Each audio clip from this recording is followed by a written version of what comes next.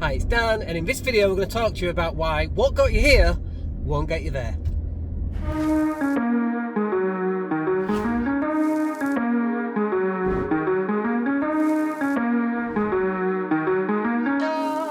Hey everybody, it's Dan. Hope you're well today. I'm a little bit man flu riddles, so the dreaded lurgy, but it's not the dreaded lurgy, so at least that's not too bad. Anyway, let's talk about what got you here, not going to get you there. And what do we mean by that? So interestingly, as we're heading towards 2022, we've got some fairly large changes coming through in regards to the property portfolio. That's growing, and we're adding more properties to it. And throughout 2022 and into 2023, we're going to continue to make those changes to our property portfolio and start buying as many as we can, basically. And so we're on the lookout for good priced property in areas that we know well. We understand the risks with property so well after 23 years, and we're very confident in our capability of buying the right properties in the right location and managing many more tenants, frankly. So that's the transition for us. But the stuff that got us to that point where we can make the decision to go out and start buying more property and start adding, to the portfolio, that stuff that got us to that point isn't the stuff that will move us on to the next point. So like before, we ran this business with a cleaner, 2 handymen, and me, and it worked really well to some extent, but there were always some little niggles. People are like, well, why don't you use a managing agent? Well, first of all, for the cost of a managing agent, I could actually hire my own personal person full-time for the same price that a managing agent would cost me. And all the managing agent does is phone me up saying, Dan, you got a boiler problem, do you want us to fix it? And then charge me double the amount for having it fixed. Well, that's not how I really want it to work, and I can screw things up myself really well. Why am I paying somebody else to do it? So the transition for us then is now we are, or have in fact, recruited a property manager.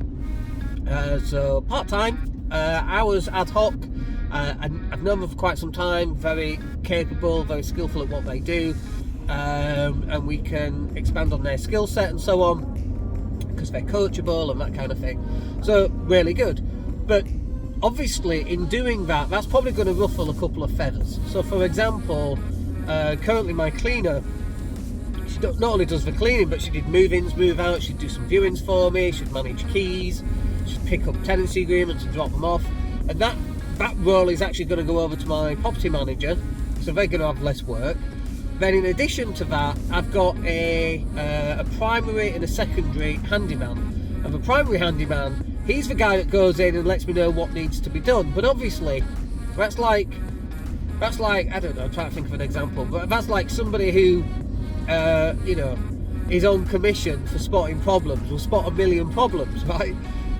Because that's how they get paid. And it's just human nature. It's no fault of his own. It's just human nature. If he's short of cash, oh well, that could do with been doing, and that could do with been doing. Let's do that. And I'm not saying that he specifically does that, but it's human nature, like we say. So actually having a property manager in to come in and go, well, that needs doing, that needs doing, that doesn't need doing, that needs doing. What about this? What about that? They can then create a schedule of works. The works get done, and then we can itemise how many hours gets actually implemented on the repair of said item. And so not only that, we can actually then spend more time getting 2 or 3 different handymen and actually rotating the work around so that not one particular handyman gets all the work, because that's not how it should work, but that is how it has been working, just because it's been me that's been managing it and I'm lazy as hell, and it's like, oh, just give it all to the same person. But as we're growing this business, first of all, there'll be too much work for just a primary and a secondary, so we are going to have 4 or 5 different handymen, but they all have different skill sets. One can do the plumbing, one can do the electrics, one can do the plastering, the other can do the chippy stuff, the carpentry stuff, putting on fire doors and such. Not every handyman is the same quality at these various different trades. They all have their own unique thing that then expand into something else. So for example, a handyman, normally they might be like a plasterer or a carpenter, and so they're a carpenter by trade, but then they also do plastering. but the plastering isn't their thing. It's being a carpenter. Whereas you might have another handyman who is a plasterer, but he also does a bit of woodwork.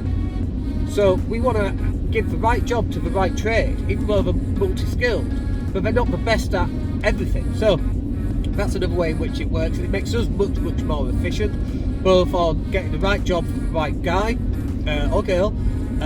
We don't have any female contractors when I think about it. How sexist is that? You know what, this, when people say, oh, women don't get paid as much, if that was true, do you not think I'd be hiring all women, by the way? Because if they were like 80% of the cost, I'd just employ women. But you can't get female handymen or handy women. Anyway, I digress. So, that generally upsets people. So, the stuff that's got us to here won't get us to there. And what's going to happen is that some of the people on our books who have been responsible for deciding what gets done are no longer going to be responsible for that.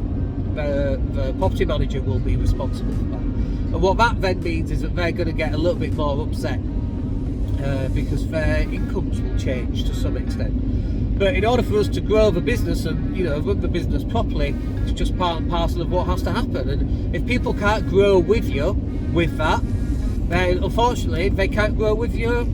That's fine. It's just one of those things. There are plenty of handymen, there are plenty of plasterers, there are plenty of electricians, there are plenty of gas people. Every trade under the sun, there's plenty of them. And although we would much prefer to move forward with people who we are loyal to, so for example a cleaner, we're having a conversation with her now about what else can we give to her to supplement some of the income that she's going to lose.